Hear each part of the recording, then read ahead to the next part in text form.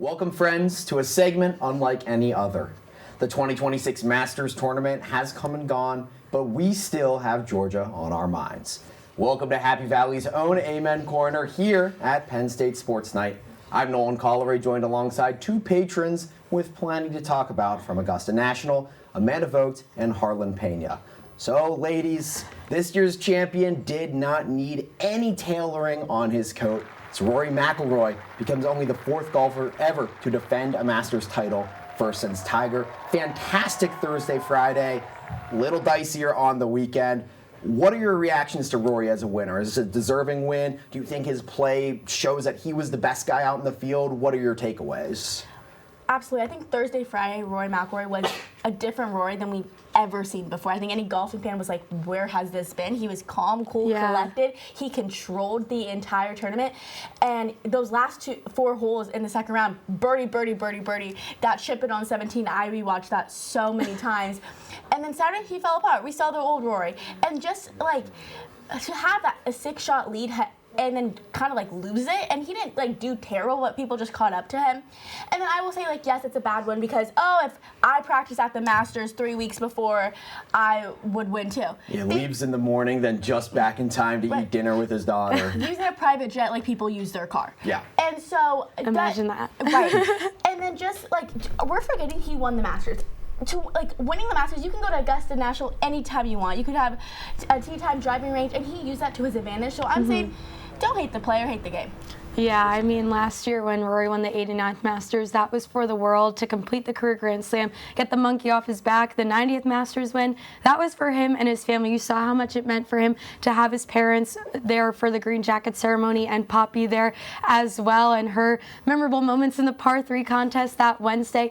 I think it's those moments that kind of show that Rory was playing a lot freer than what we've seen in the past, and it resembles a lot what Jack Nicklaus did in 1975 when he had a 5-shot lead headed into the weekend, then shot 1 over 73 and ended up finishing 12 under par to win another time for his career. And so, Rory, the parallels are eerily similar in how history can kind of almost repeat itself on these hallowed grounds. And I think that what we saw from Rory was tenacity and having a birdie on 12, which I think only 3 other players total did on Sunday.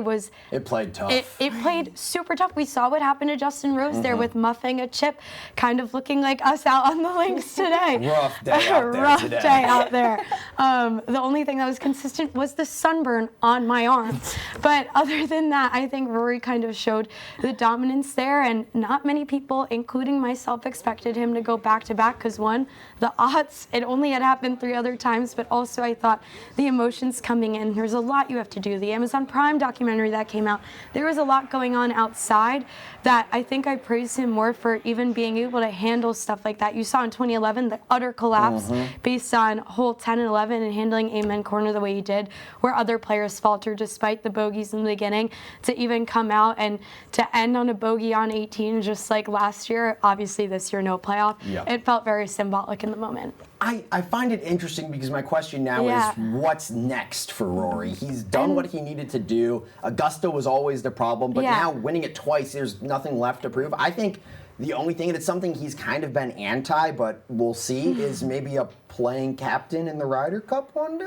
I feel like that's definitely an option. Luke Donald kind of has it covered right now. Yeah. Europe is stacked regardless. It's Team They got plenty USA of time. with more of the problems. But you saw last year, Rory had kind of like a sass problem in the rest of the majors. Reporters did not like him. After he won the Masters, he's like, what are you guys going to talk about At the U.S. Open, it was kind of crazy to stand right next to him and kind of like blatantly roll his eyes at you when that's kind of not the persona you're used to with Rory, but it's certainly, he seems different. He seems happier, and I think he realized that there was more that he wants to do, and completing that career Grand Slam, he was kind of in a gray area in life, but now he knows that there's more he wants to achieve, and having something else to look forward to, I think, will kind of rein in the sass. And I think that's why he already won it. He already did the Grand Slam, and that's where that kind of pressure got taken off, and that's why he did so good, and I feel Thursday, Friday. Yeah. So we've talked about the winner, but Sunday was a roller coaster of a leaderboard. 4 different times, whoever was on the top of that chart changed. Cam Young had his term.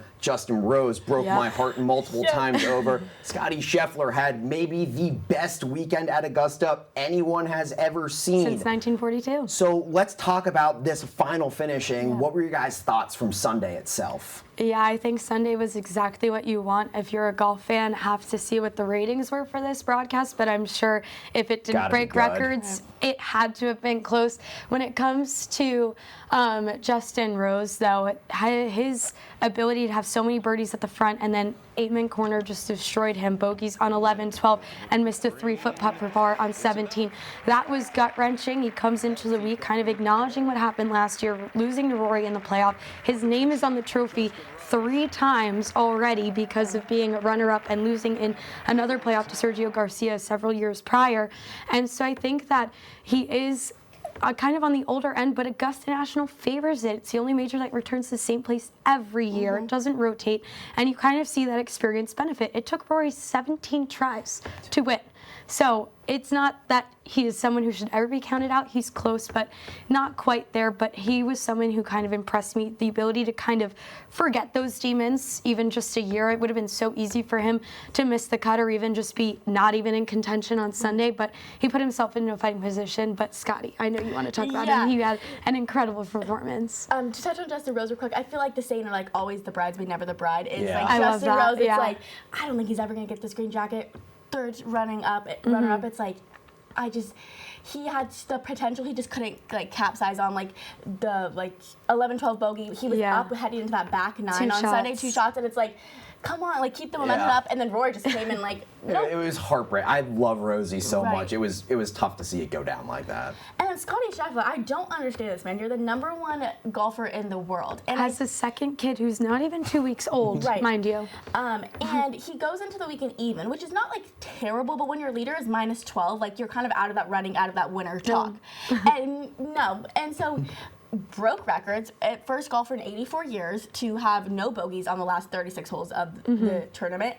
And that is not a small task. And I think if he just had 1 stroke under Thursday, Friday, he would have been in that playoff contention. That Rory and him would have gone to a playoff. The ratings, talk about the ratings, they would have doubled, just like we saw last year. Or if he even made that birdie on 18. We saw Rory bogey that 18 again. Would have been a playoff. So I think if you have to rely on that 18th hole and deciding on other people's ball, you shouldn't deserve to win. But I really wanted to see that playoff. Yeah, and the putter really just got cold. He started off birdie eagle, and then you really didn't see much else drop for him. Kind of hung in there, went mistake free. It's pretty much all you can do. But when you're not getting putts to drop when everybody else on the course is coming behind you, the task is that you're just running out of holes at that point, and there's nothing else you could do. And Scotty loved that hole, too, this last week. Had multiple eagles on it. And a lot of credit I want to give to Cam Young. Definitely lost some strokes where you'd love to keep him, but the pause king, it's one of my favorite swings in golf. Absolutely. But we've talked about the top of the leaderboard. A whole lot more fellas played than just this. What are some other finishes that stood out to you guys, whether it be someone who maybe surprised you with a T20 or so, or someone who maybe even missed the cut? Where were some guys that you thought should be somewhere and were somewhere else? Bryson DeChambeau, if you would have asked me Wednesday, I'd who's kind of favorited to at least make the cut, I would have said Bryson DeChambeau, because I'm not a huge fan of the guy, but I like what he's done for the game. Kevin Hart was his caddy for the par 3 golf, and then he has million views on TikTok. He's doing good for the game, but I don't like the man. And then you're gonna go to LIV, you're gonna be a LIV golf captain, and then you're gonna come in, and then this is the performance you do off that amazing performance last year with Rory and being in that final round with him. But then you go 6 shots, and then you miss the cut by 2, and then you lose it all on that last hole in the 18th hole, and you can't get out of the bunker. It looked like me in the sand over there. And it's Bryson DeChambeau. I'm like, I could do better. I can't, but we can't, but you feel like you can.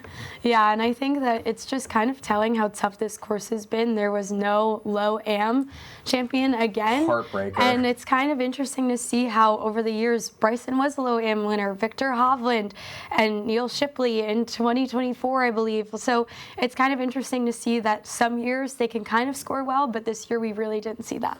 Yeah, the LIV guys I thought was super interesting. Of all who went, only one made it through to the weekend, being Hatton, who then had a fantastic finish. Only one in contention. In contention, yeah, excuse me. And the one I want to look out for, because now 3 years in a row with a top 20 or better finish, that's Max Homa. I think he is due for a green jacket one of these days. But last thing I want to touch on, because look good, play good, you know? Shout out Deion Sanders. But what are some of your favorite looks from Augusta this week? Because there are some guys with a bit of swag on them.